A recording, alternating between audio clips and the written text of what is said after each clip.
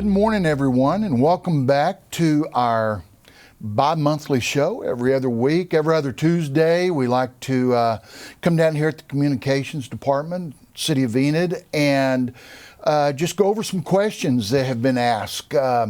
We work very hard to try to be transparent, and I always look forward to this. I've got Derrick Silas with me, which is the head of the department. Derrick, thank you again for being here. I know this takes time out of your schedule, but I do appreciate it very much. We always try to answer one or two questions, and I would encourage everyone, if you do have a question, you can always send it to askmason@enid.org, and we will never use your name. We'll just use the question, and we'll do our very best to answer it. And if I don't know the answer, we'll find someone here at the city that knows kind of what's going on. So appreciate you being back. And do we have any questions today, Derrick? Yes, we do. Thanks for having me, by the way. You betcha. I know since you've been the mayor for the city of Enid, your focus has really been on Enid being on the move. How can we progress to make the future greater and brighter for the Enid community? So tell me about any projects or any ideas you're having lately to enhance Enid. Okay. All right. Way to put me on the spot. I tell you something I have been thinking about, and I don't have all the details worked out yet. I would like input from the public, honestly, but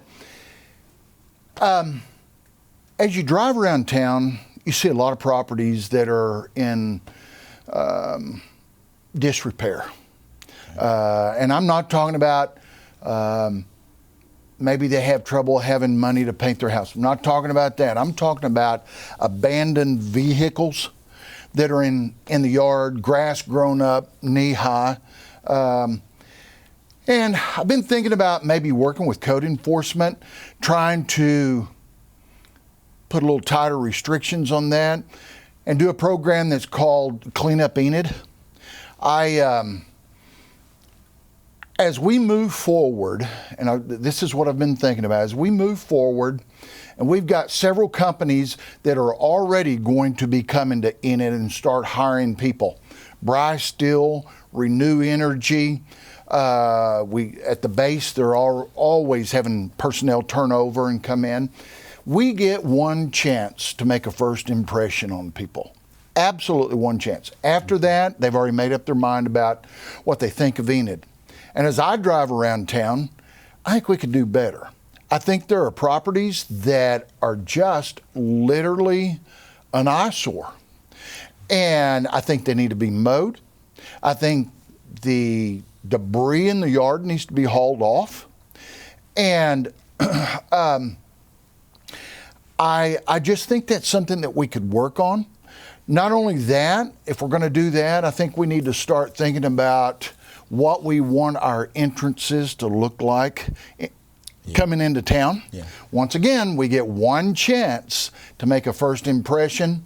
I know that at one of our communities not too far away from here, they've just bought a whole big corner coming in on Highway 51, and they're building it's a large, very modern statue or monument. It's very cool looking. I've seen the renderings of it that will say welcome, and have their name there. It's really an eye-opener when you pull into town.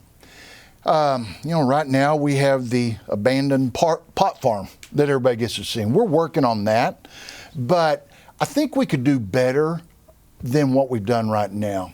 So I'm kind of kicking around the ideal about a Clean Up Enid and how we can make that work better for everyone. Derrick, I want to back up also, not just for the sake of Enid, but when we find these properties that are in such bad shape, that have, I got called out to one last week. They had 5 vehicles abandoned, don't run or anything, in the front yard. 5. Okay.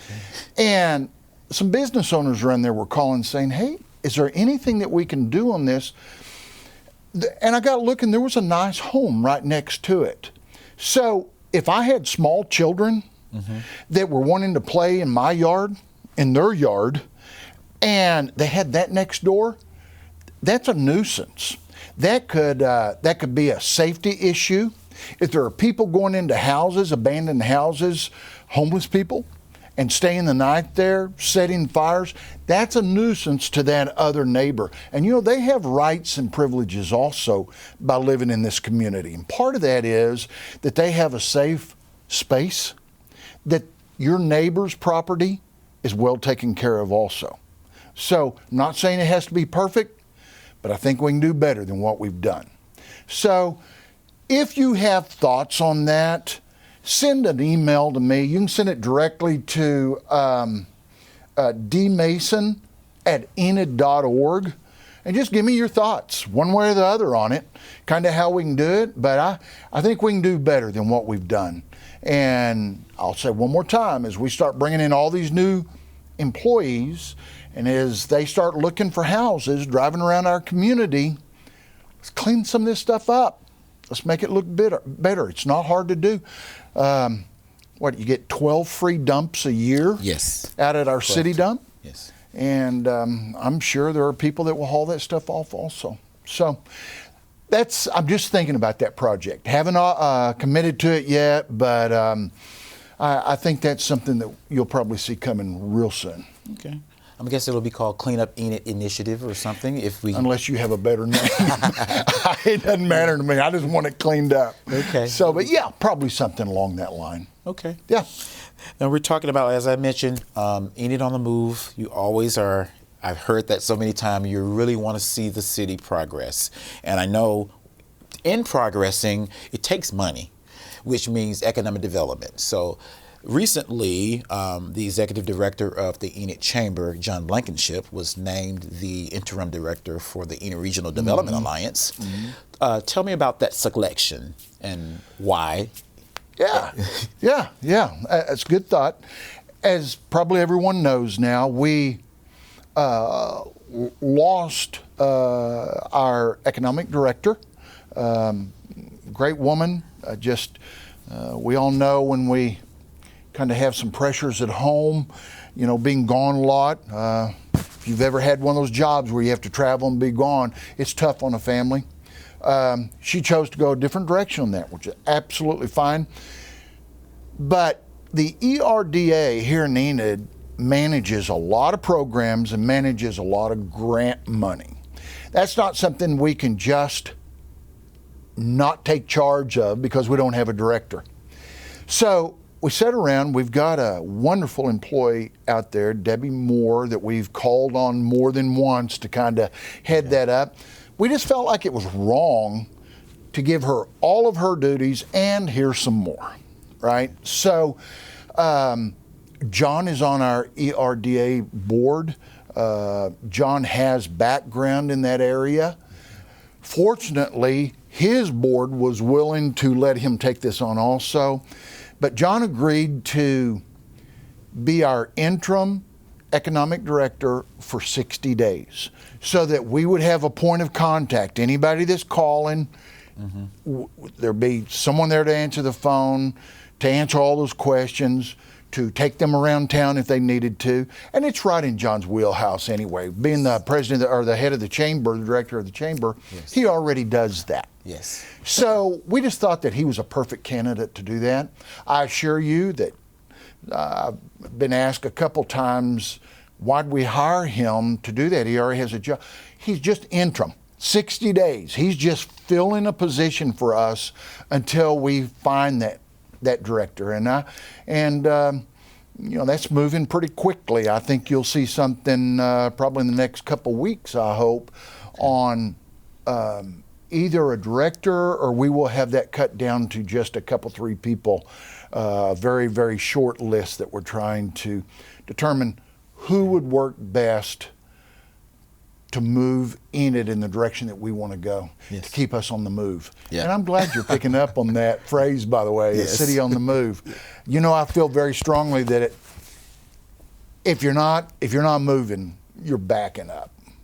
Cities cannot stop what they do. We live on sales tax, and if we don't continue to bring in more business, more population, it just starts going backwards, and until eventually it goes into a death spiral. You can't get out of it. And you don't have to go very far to look at some communities that's happened to. Yeah. Not going to be us. Right. We're always going to be moving forward. Okay. So that's what I've got on that. We're glad to have John. So glad that he was able to do that and willing to do that. It speaks a lot to character whenever you have people that step up and say, I'll take care of it. Yes. I'll take care of it. And you know that it's being taken care of. So thank God we've got John Blankenship out there. Very good. Yeah. Those are the questions I have for today. All right, very good. Well, once again, I'll say thank you for watching our little program. Please send in questions. And anything you want to talk about, I assure you we won't use your name. We'll never embarrass anybody. There's no silly questions. You need to know what's going on in the community. You need to know why we do what we do. And we're very transparent, and we'll be happy to discuss that every other Tuesday right here. So thank you again, and we'll see you next time.